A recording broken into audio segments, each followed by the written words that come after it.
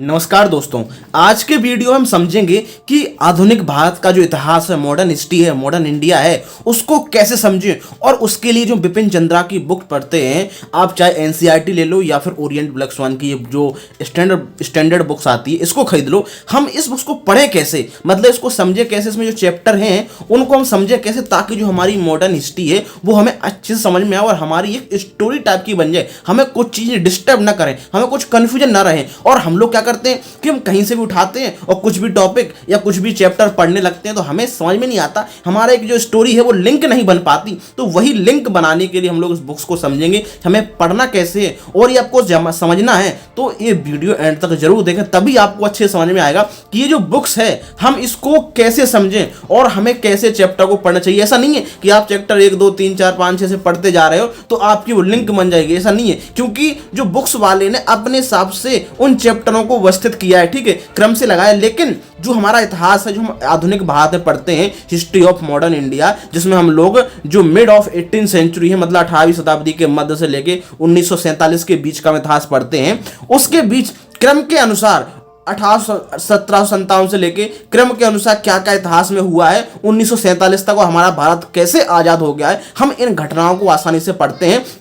जैसे कि आपको पता है कि जब प्लासी का युद्ध होता है, बैटल ऑफ प्लासी होता है 1757 में, ठीक है, 18th सेंचुरी में, तभी से एक आधुनिक इतिहास की बात मानी जाती है। क्योंकि तभी से जो ब्रिटिश हैं वो भारत में एक डोमिनेंस में आ गए और वो मतलब वो भारत में शासन करने लगे अलग अलग भागों में। फिर एक एक करके उनको भारत में एक एक अलग अलग क्षेत्रों में, चाहे वो मद्रास हो या फिर जो फिर चाहे मद्रास हो या बॉम्बे हो या फिर बंगाल हो, इन पर शासन करने के लिए उसको एक प्रकार से आसानी हुई। तो ये कैसे हुआ, तो इसके लिए हम लोग जो शुरुआत का कि जब मुगल एम्पायर डिक्लाइन होता है, ठीक है, औरंगजेब की मृत्यु के पश्चात, तो उसके बाद क्या क्या घटनाएं हुई हैं हम उनको पढ़ते हैं। तो सबसे पहले क्या पढ़ते हैं हम लोग कि 1757 का युद्ध में। अब इसमें जो पहला चैप्टर है वो क्या कह रहा है कि 18वीं सदी में भारत में राज्य और समाज, मतलब जो 18th सेंचुरी का भारत था वो कैसा था और उस समय भारत में राज्य कौन कौन से थे। अब इस चैप्टर का नाम ये इसलिए है क्योंकि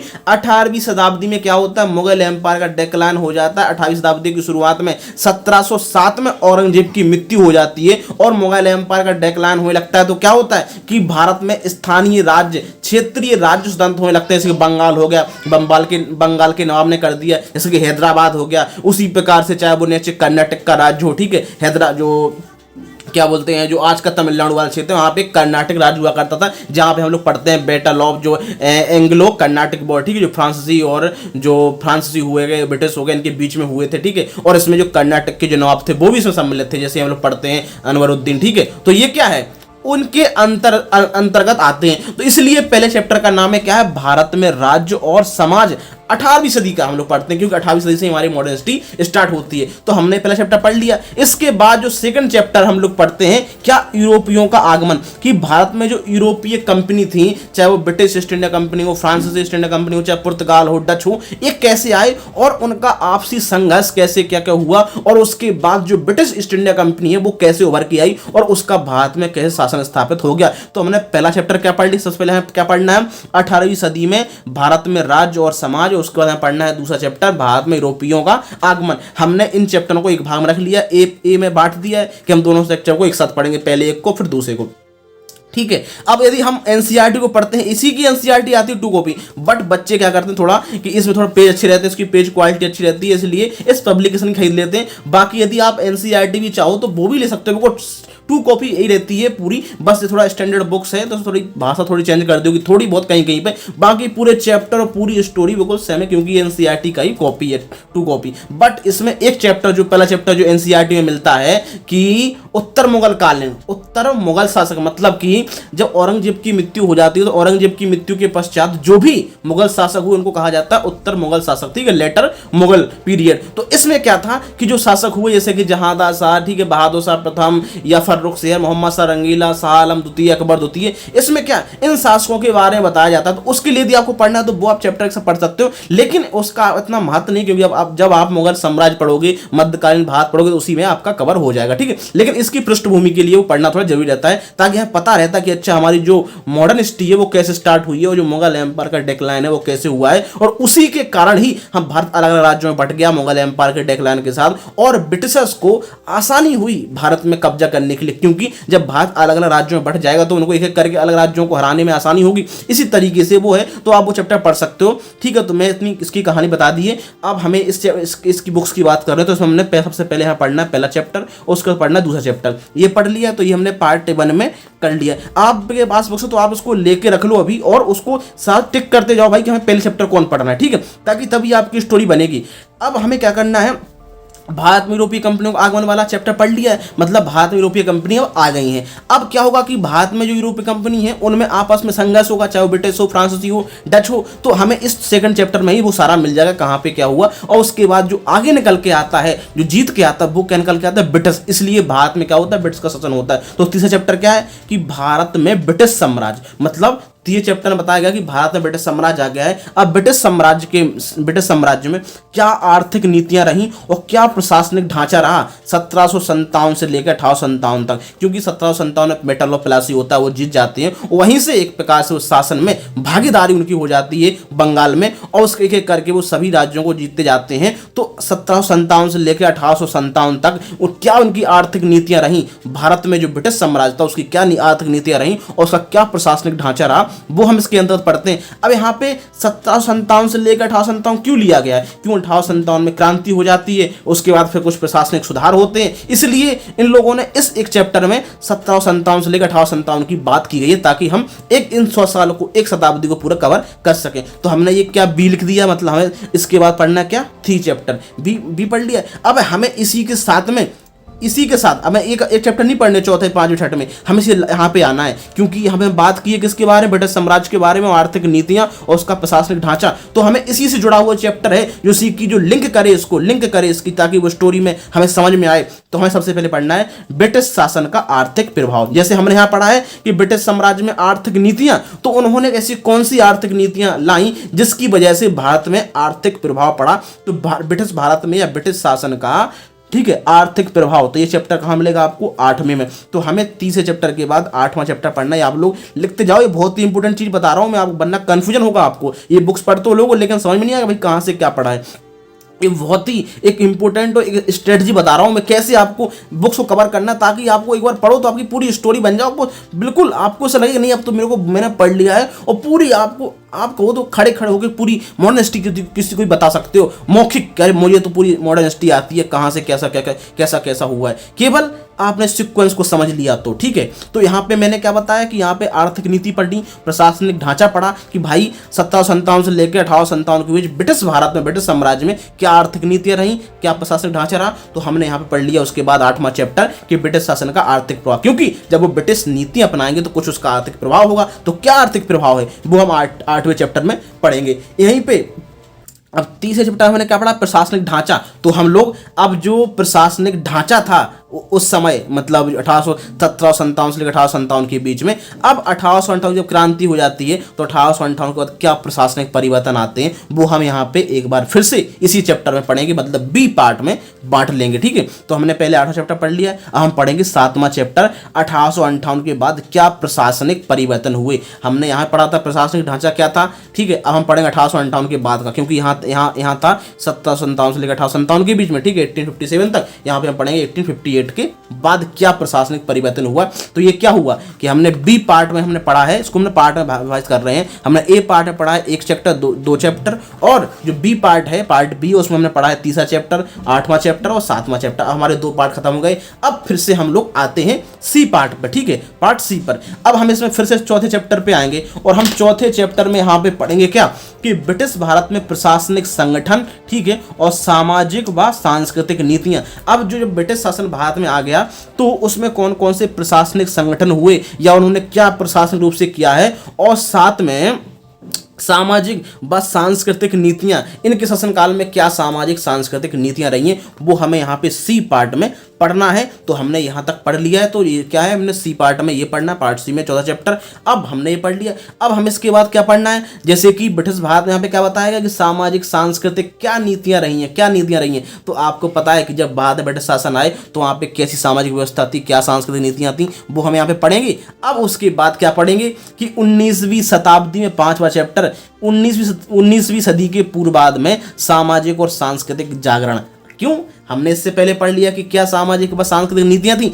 अब उन सामाजिक व सांस्कृतिक नीतियों को परिवर्तित करने के लिए आंदोलन होंगे। आपको पता है सोशियो रिलीजियस रिफॉर्म मूवमेंट हुआ 19वीं सेंचुरी के पूर्वार्ध में, उसकी प्री टाइम में। कैसे, आपको पता है राजा राम मोहन राय, जो ब्रह्म समाज थे, चाहे वो दयानंद सरस्वती हो, रामकृष्ण परमहंस हो, स्वामी विवेकानंद हो, कितने सामाजिक सुधारक थे, ठीक है, सोशल जो रिफॉर्मर थे, वो इन्होंने यहाँ पे आंदोलन किए। तो इसलिए हम लोगों ने क्या पढ़ लिया, पहले पढ़ लिया चौथा चैप्टर कि ब्रिटिश शासन में क्या सामाजिक व सांस्कृतिक नीतियां थी, क्या सामाजिक नीतियां थी। अब हम लोग उसके बाद पढ़ रहे हैं कि 19वीं सदी में, मतलब 1800 से लेकर 1900 के बीच में क्या क्या सामाजिक व सांस्कृतिक आंदोलन हुए, सुधार आंदोलन हुए। तो वो हमें यहाँ पे कवर कर लेंगे। अब हमारी जो स्टोरी बन गई ना, हमारे दिमाग में एक चीज़ आ गई ना कि हमने सबसे पहले पढ़ा है कि सामाजिक सांस्कृतिक क्या नीतियां थी ब्रिटिश भारत में, और उसके बाद फिर 19वीं सदी में, क्योंकि ब्रिटिश भारत तो आ गया था 18वीं शताब्दी में ही आ गया था, वो शासन करने लगे थे। तो उस दौरान क्या सामाजिक व सांस्कृतिक नीतियां थी वो हमने पढ़ लिया है। फिर हम उसके बाद पढ़ेंगे 19वीं सदी में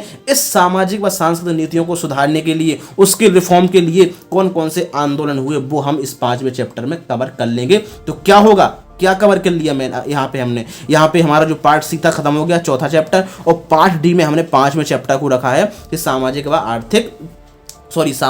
व सांस्कृतिक, ये सांस्कृतिक जागरण, या फिर इसी को हम बोलते हैं सामाजिक या फिर धार्मिक आंदोलन, क्योंकि वो संस्कृति और समाज से जुड़े हुए हैं। तो इसी चैप्टर में हमारा कवर हो जाएगा सामाजिक धार्मिक सुधार आंदोलन, सामाजिक सांस्कृतिक जागरण, ठीक है। तो ये हमने कवर कर लिया, मतलब हमारा पार्ट डी खत्म हो गया। मतलब हमने सबसे पहले पार्ट ए पढ़ा, फिर पार्ट बी पढ़ा, पार्ट सी पढ़ा, पार्ट डी हो गया, हमारे 4 पार्ट हो गए। अब हम आते हैं कहाँ पे, क्योंकि अब यहाँ तक हमने पढ़ लिया कि भारत में ब्रिटिश शासन आ गया, और ब्रिटिश शासन में कौन कौन सी आर्थिक नीतियां रहीं, कौन कौन सा प्रशासनिक ढांचा रहा, और उसका क्या प्रभाव रहा, ठीक है, आर्थिक प्रभाव आर्थिक नीतियों का, और उन्होंने 1858 के बाद से क्या प्रशासनिक परिवर्तन किया, हमने ये पढ़ लिया है। अब हम आते हैं, क्योंकि अब यहां तक हमने समझ लिया कि भारत में ब्रिटिश शासन कब्जा हो गया और ब्रिटिश शासन करने लगे हैं, और अब भारत के लोगों को भी समझ में आ गया कि भारत में जो शासन कर रहे हैं वो कौन कर रहे हैं, ब्रिटिश कर रहे हैं। तो अब यहां से लड़ाई शुरू होती है, किसकी, ब्रिटिश शासन को उखाड़ने की, उसको हटाने की। तो अब उस दौरान कौन कौन से विद्रोह हुए, कौन कौन से आंदोलन हुए, प्रोटेस्ट हुए, वो हम इसको पढ़ेंगे। इसमें सबसे पहले हम पढ़ते हैं, अब इसको हम पार्ट ई में लिखेंगे, ठीक है, पार्ट ई में लिखेंगे, इसको बांटा हमने 1857 का विद्रोह, रिवोल्ट ऑफ 1857। यहां पे हम पढ़ेंगे क्या पे, 1857 की क्रांति, 1857 का विद्रोह, ये क्या था, कहां कहां पे भारत में कौन कौन सी घटनाएं हुई, और किस तरीके से 1857 के विद्रोह की क्या पृष्ठभूमि थी, क्या कारण थे, क्या तत्कालिक कारण थे, वो हम सारे इस चैप्टर में पढ़ेंगे। 1857 के विद्रोह में ये आपको मिल जाएगा कहां पे, 129 पेज हम निकालेंगे। तो यहाँ पे आपको पूरा कवर आपको देखेगा कि भाई 1857 की क्रांति क्या थी, उसके क्या कारण थे, किस तरीके से हमें कवर करना, किस तरीके से हमें करना है, वो हम सारे हमें चीज़ें समझ में आएंगी कि हमें कैसे उसके क्या सामान्य काट रहे हैं, क्या उसकी पृष्ठभूमि थी, ठीक है, वो हमें सारा इसका समझ में आएगा, और किन राजाओं ने कहाँ कहाँ पे भूमिका इसकी ली गई, और इसके अंतर्गत कौन कौन सी लड़ाइयाँ हुई, किस तरीके से ब्रिटिश शासन ने इस विद्रोह का दमन किया, उनको दबा दिया है। तो हमारा 1857 का विद्रोह खत्म हो जाएगा। फिर हम क्या पढ़ेंगे, 1857 के विद्रोह के बाद हमें फिर से दूसरे कुछ आंदोलन पढ़ने हैं, क्योंकि ये तो हमने 1857 तक पढ़ लिया है। अब हम पढ़ेंगे फिर से इसका चैप्टर, नया चैप्टर होगा ई। अब हम पार्ट एफ में जाएंगे, हमने ई तक इसको पढ़ लिया है, अब हम चलेंगे पार्ट एफ में, और इसके बाद हम पढ़ेंगे क्या, भारत में राष्ट्रीय आंदोलन, नेशनल मूवमेंट 1858 से लेकर 1905 के बीच में। यहाँ हमने पढ़ लिया 1857 का विद्रोह, मतलब 1857 की क्रांति जो भी हुई थी। अब हम पढ़ेंगे 1858 से लेकर 1905 के बीच में कौन कौन से राष्ट्रीय आंदोलन हुए, क्योंकि हमने 1857 की क्रांति पढ़ ली है, तो 1857 के बाद कौन कौन से युद्ध होंगे वो हम इस चैप्टर में कवर कर लेंगे कि कहाँ कहाँ पे कौन कौन से विद्रोह हुए, चाहे वो किसान आंदोलन हो या फिर जनजातीय आंदोलन हो, वो हमारे सारे इसमें कवर हो जाएंगे 1858 के बाद से लेकर 1905 के बीच में। और इसी में जो इंडियन नेशनल कांग्रेस है, भारतीय जो राष्ट्रीय कांग्रेस है, वो इसकी स्थापना कैसे होती है 1885 में, वो भी हम इसके अंतर्गत पढ़ेंगे। और उसका जो प्रथम चरण है उदारवादी चरण, वो भी इसी के अंतर्गत आ जाएगा 1850 से लेकर 1905 के बीच में। तो 1858 से लेकर 1905 के बीच में क्या इतिहास रहा, क्या आंदोलन हुए, फ्रीडम स्ट्रगल हुआ, ठीक है। उसके दौरान जो हमारे जो ब्रिटिश शासन को उखाड़ने के लिए हमने कौन कौन से नेशनल मूवमेंट चलाए, ठीक है, या फिर जो हमारा Akhil Bharatiya all India national movement, या उसको अलग अलग हम लोग नाम देते हैं, चाहे वो स्वतंत्रता संघर्ष हो, फ्रीडम स्ट्रगल हो, ठीक है, वो बहुत सारे उसके नाम उसके अंतर्गत नाम आते हैं, या फिर भारतीय राष्ट्रीय आंदोलन इंडियन नेशनल मूवमेंट, वो उसके अंतर्गत आते हैं। तो हमने ये पढ़ लिया है, ठीक है, हमारा ये कवर हो गया, ठीक है। अब हम क्या करेंगे, जो हमने आंदोलन कवर कर लिए, तुम्हारा चैप्टर खत्म हो गया 9वां।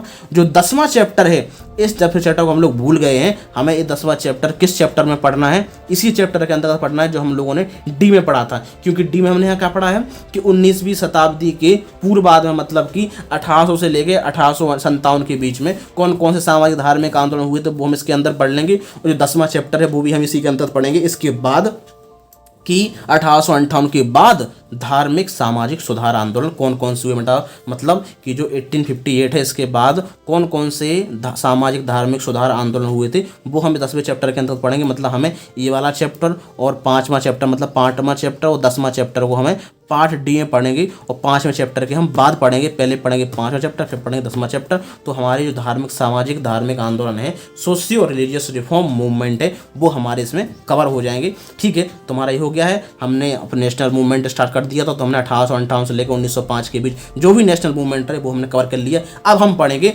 1905 से लेकर 1918 के बीच में राष्ट्रवादी आंदोलन, क्योंकि अब 1905 से लेकर 1918 के बीच में उग्र राष्ट्रवाद का उदय होता है। अभी 1858 से लेकर 1905 के बीच में यहाँ पर राष्ट्रवाद का उदय हो रहा था, नेशनलिज्म का उदय हो रहा था, लेकिन वहीं पे कांग्रेस की स्थापना हो गई थी। लेकिन वो उस समय उदारवादी चरण था, ठीक है। जो लिबरल जो नेता थे वो संवैधानिक के दायरे में रहकर ब्रिटिश के खिलाफ आंदोलन करते, लेकिन अब 1905 में एक उग्र राष्ट्रवाद का, इसी को बोलते हैं उग्रवादी चरण, जो कांग्रेस का उग्रवादी चरण था 1905 से लेकर 1918 के बीच में। क्योंकि 1918 के बाद तो गांधी जी का नाम आ जाता है भारत के इतिहास में, और वो फिर आंदोलन की शुरुआत करते हैं, राष्ट्रीय आंदोलन को अपने उसकी अगुवाई करते हैं। तो हमें उससे पहले जो 1905 से लेकर 1918 के बीच का जो समय है, इसको बोलते हैं राष्ट्रवादी आंदोलन, और इसमें उग्र राष्ट्रवाद का विकास हो गया, ठीक है। उग्र राष्ट्रवाद मतलब कि एक्सट्रीमिस्ट नेशनलिज्म, ठीक है, ठीक है। तो इसी में उग्रवादी चरण भी बोलते हैं, उसको बोलते हैं एक्सट्रीमिस्ट। जो नेता हुए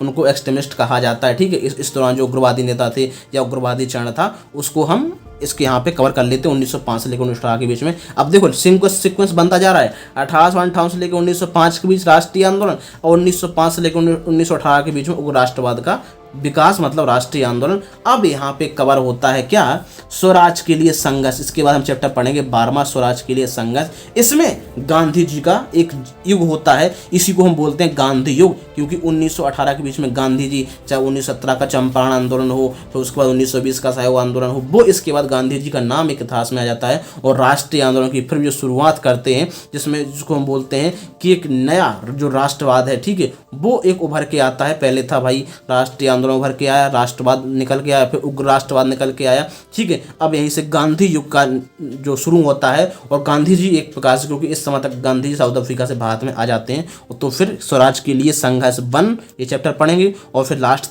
चैप्टर है 13 स्वराज के लिए संघर्ष 2। तो इसमें हम लोग क्या करते हैं, जो हमारा जो पूरी इतिहास है वो कवर हमारा हो जाता है कहाँ तक, 1947 के बीच में। स्वराज के लिए संघर्ष 1 है, इसमें हमारा कवर होता है 1918 से लेकर, क्योंकि यहाँ तक मैं कवर कर दिया 1918 तक, 1905 से लेकर, और ये होता है 1918 से लेकर 1939 के बीच में।